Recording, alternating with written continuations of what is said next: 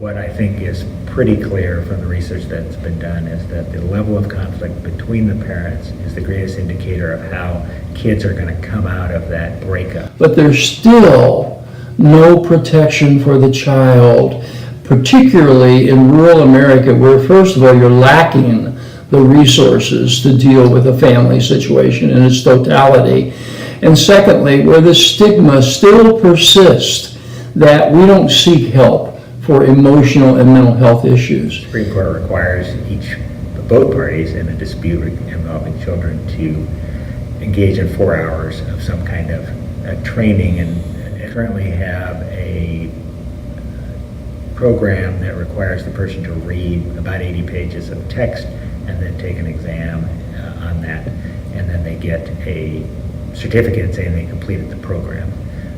So the judge gives the certificate. We don't know whether they actually read it, whether they got anything out of it. We just know they did what we asked them to do, which was to go through this program. I've read it. I've looked at the questions. I don't think it's adequate to teach parents anything. That's such a sterile approach to what's needed here.